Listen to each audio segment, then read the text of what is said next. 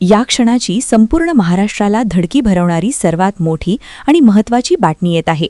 अखेर दादांच्या विमान दुर्घटनेचा माग लागलाच। होय, तब्बल 45 दिवसानंतर खरा आरोपी सापडलाच। हाच तो पायलट जो परदेशामध्ये लपून बसला होता, परंतु अखेर त्याला ताब्यात घेण्यात आले असून सगळा गुप्तकट आत्ताच उघड झालेला आहे। यामध्ये आणखी कोण मोठे मंत्री सहभागी आहेत, कोण मोठे नेते सहभागी आहेत, त्यांची सुद्धा सगळी माहिती आत्ताच जाहीर करण्यात आली आहे। अशा प्रकारे यांनी सगळा प्लॅन केला होता, कशा प्रकारे सगळा डाव रचला होता, त्याची सगळी गुप्त माहिती आपण तुम्हाला या व्हिडिओत पुढे सांगणार आहे। फक्त तुम्हाला एक काम करायचं आहे, हा व्हिडिओ पूर्ण शेवटपर्यंत बघायचा आहे, कारण की व्हिडिओच्या शेवटी आपण या पायलट सोबत कोण मोठे नेते, कोणत्या मोठे मंत्री या सगळ्या कटात सहभागी होते, त्यांची डायरेक्ट नावासकट पुराव्यासकट यादीच तुम्हाला व्हिडिओचे शेवट दाखवणार आहे। त्यामुळे तुम्हाला हा पूर्ण शेवटपर्यंत व्हिडिओ बघावाच लागेल। कुठेही अजिबात अर्धवट व्हिडिओ सोडू नका। अमोल मिटकरी यांनी एक मोठं विधान केलं होतं की दादांचा पायलट जिवंत कॅलिफोर्नियामध्ये लपलेला आहे आणि तपास यंत्रणेला माग लागला। अखेर या तपास यंत्रणेने अशा काही गोष्टी शोधून काढल्या ज्यामुळे दादांच्या घातपाताचं सत्य उघड झालेलं आहे। दादांसोबत नेमकं काय झालं होतं याचा सर्वात मोठा उलगडा आत्ताच या तपासी यंत्रणेने केला आहे। खूप दिवसापासून महाराष्ट्रातली जनता आपल्या दादांना न्याय मिळावा, आपल्या दादांचा विमान दुर्घटनेचा तपास पारदर्शक व्हावा आणि यामध्ये जे पण कोणी मोठे मंत्री असतील, मोठे नेते असतील, त्या सगळ्यांना कठोरची कठोर शिक्षा व्हावी यासाठी विनंती करीत होते। परंतु अखेर महाराष्ट्रातील जनतेला सगळ्यात मोठा आश्चर्याचा धक्का बसणार आहे, कारण की दादांचा जो खरा घातपाताचा माइंड मास्टर आहे त्याला आत्ताच अखेर पोलिसांनी ताब्यात घेतले असून सगळ्यात मोठा गुप्तकट आत्ताच उघड झालेला आहे। हे सगळे लोक मोठ्या मंत्रिपदावर बसलेले असून यांनी सगळा घात घडून आणला। यांची नावेच मी आता तुम्हाला उघडपणे सांगणार असून पुराव्यासह तुम्हाला सगळ्या गोष्टी दाखवणार आहे। फक्त तुम्ही पूर्ण पुढे व्हिडिओ बघत रहा, कुठेही अजिबात अर्धवट व्हिडिओ सोडू नका। नुकताच रोहित दादांनी एक मोठा गुप्त पुरावा बाहेर काढला असून या संपूर्ण विमान दुर्घटनेचा कोण माइंड मास्टर आहेत त्याचं नावच जाहीरपणे पत्रकार परिषदेमध्ये घेतलं।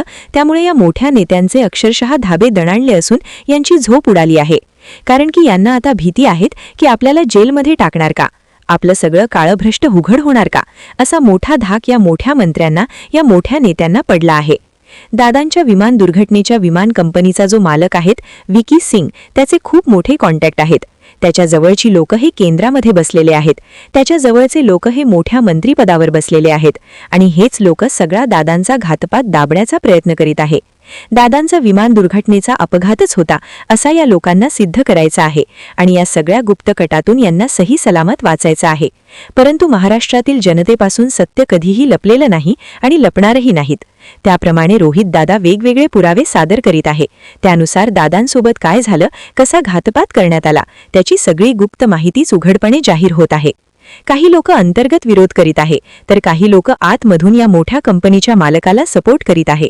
परंतु अखेर रोहित पवारांनी मैदान मारला असून एक गुप्त पुरावाच बाहेर काढला आहे। त्यानुसार यामध्ये जे पण लोक सहभागी आहेत त्यांना लवकरच जेलमध्ये टाकणार, दादांच्या विमान दुर्घटनेचा प्रश्न संसदेमध्ये मांडणार। तसंच रोहित पवार काही मोठ्या नेत्यांची केंद्रातील विरोधी पक्षाची भेट घेत आहे, ज्यानुसार आपल्या दादांना न्याय मिळावा, सगळ्यांनी एकत्र यावे आणि खऱ्या आरोपीला लवकर सापडावे यासाठी रोहित पवार वेगवेगळ्या नेत्यांना, त्यांच्या खासदारांना विनंती करीत आहे आणि आपल्या दादांसाठी संसदेत सगळ्यांनी एकत्रपणे लढावे अशी मागणी करत आहे। दादांच्या घातपातामागे नेमकं काही राजकीय कारण होतं का किंवा इतर काही कारण होतं का याचाही तपास करणे गरजेचे आहे। त्या दृष्टिकोनातून तपासी यंत्रणा सर्व बाबींची तपासणी करीत आहे आणि आपल्या दादासोबत काय घडलं याची माहिती पुढे सांगणार आहेत।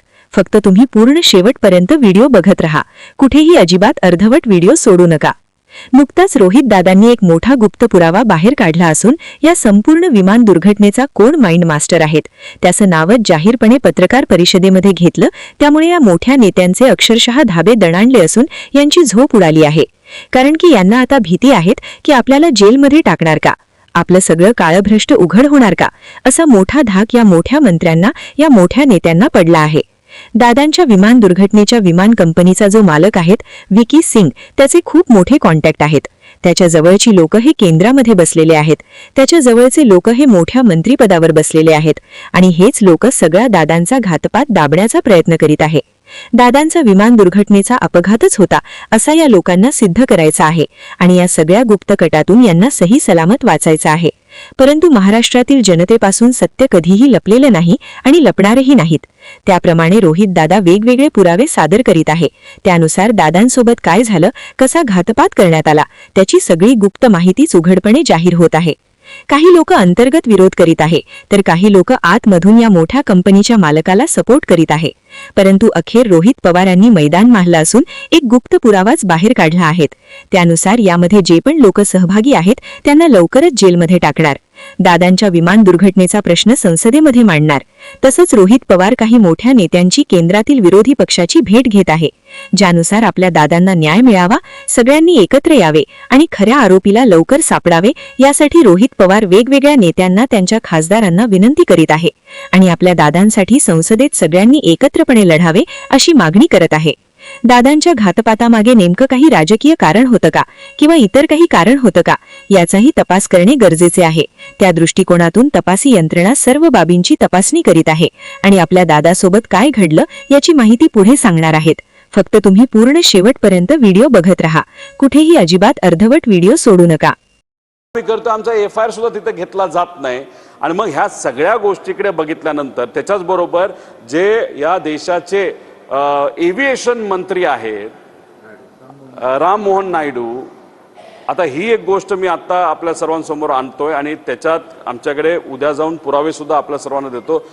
आम्हाला जे कळालेलं आहे की चंद्रबाबा नायडू हे स्वतः रोहित सिंगच्या लग्नाला नोव्हेंबर 2024ला गेले होते आणि चंद्रबाबा नायडूंबरोबर सुद्धा राम मोहन नायडू हे होते आणि राम मोहन नायडू हे या देशाचे एव्हिएशन मंत्री आहेत आणि त्यांच्याच मंत्रालयाच्या अंतर्गत AAIB हे जे इन्व्हेस्टिगेशन विंग आहे ते तिथं तपास करते. AAIB वर दुसरा कोणाचा अधिकार नाही, डायरेक्ट मंत्र्याचा अधिकार असतो. मग तुमचं VSR बरोबर आर्थिक संबंध आहेत, VSR बरोबर तुमचे व्यक्तिगत संबंध आहेत. VSRला ज्या दिवशी एखादी मोठी बँक 40 कोटी रुपये निधी देते तेव्हा चंद्रबाबा नायडूच्या एका NBFCला सुद्धा 50 कोटी रुपये त्याच दिवशी तिथं दिले जातात. अहो किती अजून योगायोग तिथं आणू. आणि हे सगळे संबंध असल्यामुळे अजितदादांना न्याय मिळत नाही आणि इन्व्हेस्टिगेशन हे योग्य दिशेने जात नाही असं आमचं ठाम मत आहे. त्यांनी म्हटलंय की VSRचा मालक VK सिंग यांनी व्हॉट्सअप करून कॉल करून मीडियापासून दूर राहण्यासाठी सांगितलं होतं, खास करून पिंकी माळीच्या आईला आणि त्याच्या भावाला आणि सोबतच त्याच्या रेकॉर्डेड कॉलमध्ये हे सुद्धा त्यांनी दावा केला आहे मिटकरी यांनी की पायलट यांनी अजित पवार इनको फ्लाईट को ठोक दिया अशी ही भाषा वापरलेली आहे असा दावा अमोल मिटकरींनी केला आहे. याचाच एक ऑडिओ मुंबईमध्ये जेव्हा प्रेस कॉन्फरन्स झाली होती त्या प्रेस कॉन्फरन्समध्ये आम्ही दिला होता की एक वकील VK सिंगचा असा बोलतोय कि उस पायलट ने ठोक दिया. हा एक मुद्दा त्याच्यामध्ये आहे. त्याच्याच बरोबर ते माळी परिवार आहे ते स्वतःच्या मुलीला न्याय मिळावा यासाठी आणि खास करून